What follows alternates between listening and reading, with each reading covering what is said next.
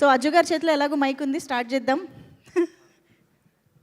Megastar గారి కెరియర్లో highest grossing film ఫంక్షన్కి వచ్చినందుకు మీ అందరికీ థ్యాంక్ యూ. ఎందుకంటే థ్యాంక్ యూ మీట్ కాదు, ఇది హైయెస్ట్ గ్రాసింగ్ ఫంక్షనే. ఎందుకు హిట్ కాదు? ఎందుకంటే నాకు తెలిసి ప్రతి తెలుగోడి ఇంట్లో ఒక వెంకటేశ్వర స్వామి ఫోటో సెట్, ప్రతి టీవీ సెట్లో చిరంజీవి గారి పాట, అది లేని ఇల్లు లేదు తెలుగు రాష్ట్రంలో. సో అలాంటి హీరో సినిమాకి డైలాగ్స్ రాయడం అంటే, ఇప్పుడు శివుడికి మనం అభిషేకం చేస్తే స్నానం చేయించినట్టు కాదు, మనం ధన్యమైనట్టు అంతే. సో ఆయన మనని నడిపించి రారా రారా రాయరా అంటే ఆయన చెప్పింది ఆయనకు తిరిగి చెప్పడంలో ఇంకా మేమేం చేసామో నాకు తెలీదు. చిరంజీవి గారు చాలా విక్టరీస్ చూశారు లైఫ్లో, కానీ ఒక్క చిన్న వెళుతుంది, అది ఎప్పుడో చెప్దాం అనుకున్నా. ఏంటంటే రేపు పొద్దున చిరంజీవి సినిమా రిలీజ్ అన్నప్పుడు ఒక ఫ్యాన్ రాత్రి అంతా పడుకొని పొద్దున ఎప్పుడు అన్నన్ స్క్రీన్ మీద చూద్దామని ఒక హై ఫీల్ అవుతాం కదా, ఆ హై చిరంజీవి గారు ఎప్పటికీ ఫీల్ కాలేరు. ఎందుకంటే మనకు ఒక చిరంజీవి ఉన్నారు, ఆయనకు ఒక చిరంజీవి లేరు. మనకున్నారు, ఆయన స్క్రీన్ మీద కనిపిస్తే పేపర్లు వేస్తూ అరిచేటప్పుడు మనం ఫీల్ అయ్యే హై ఆయన ఎప్పటికీ అనుభవించలేరు, ఎందుకంటే మనకున్న చిరంజీవి ఆయనకు లేరు. అందుకే నేను చెప్తున్నా, Chiranjeevi fan is very much richer than megastar because you made us very rich sir. ఈ క్షణంలో ఎర్త్ మీద ద రిచెస్ట్ మెగా ఫ్యాన్ ఎవరైనా ఉన్నారంటే అది అనిల్ రావిపూడి గారు. ఒక మిడిల్ క్లాస్ ఫ్యామిలీలో పుట్టి డ్యాన్సులు చేస్తూ అక్కడిక్కడ చిన్న చిన్న స్కిట్లు చేసే ఆయన ఇప్పుడు మెగాస్టార్ గారికి బాసు ఇలా యాక్ట్ చేస్తారా, ఇలా చేస్తారా, ఇలా డాన్స్ చేస్తారా అని చెప్పారంటే ఆయన కన్నా రిచ్ ఈ క్షణం ప్లానెట్ మీద ఎవరు లేరు. ఆయన కన్నా పెద్ద రిచ్ వాళ్ళ పేరెంట్స్.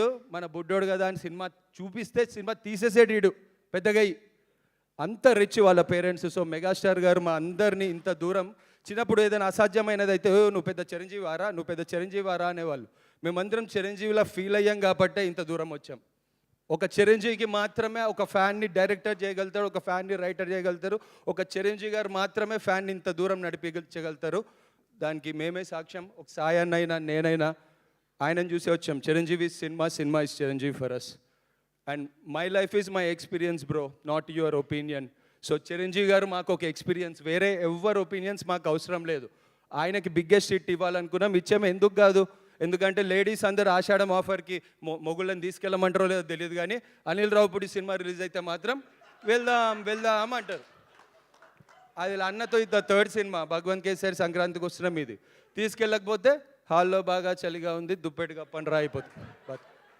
సో అలాంటి అన్న మన లైఫ్లో బయోపిక్స్ చూస్తే వెంకటేష్ గారి సినిమాలు లేకుండా ఎవడి బయోపిక్ లేదు. అట్లీస్ట్ మా మిడ్-90 కిడ్స్కి అరే అతన్ని ఎప్పుడు కలిసాము, ఆ సినిమా అప్పుడు కదా, అరే వాడిని ఎప్పుడు, అంటే వెంకటేష్ గారు మన part and parcel of life.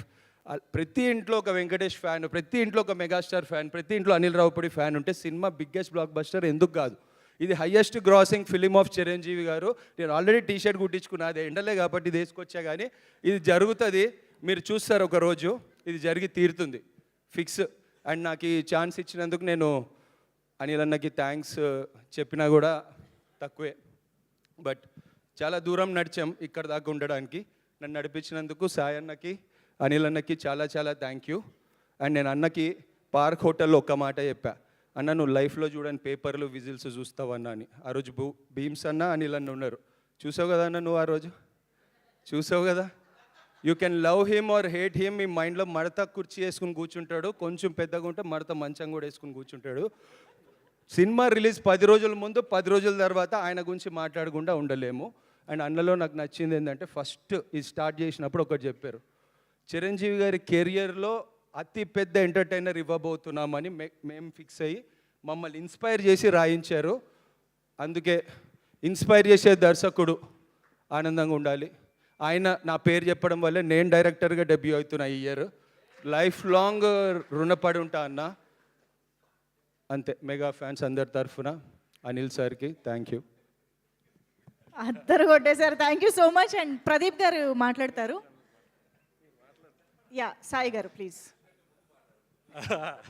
కానీ ఒకటే చెప్పగలను, ఈ సినిమా వస్తున్నప్పుడు మెగా అభిమానులు కానీ లేకపోతే సగటు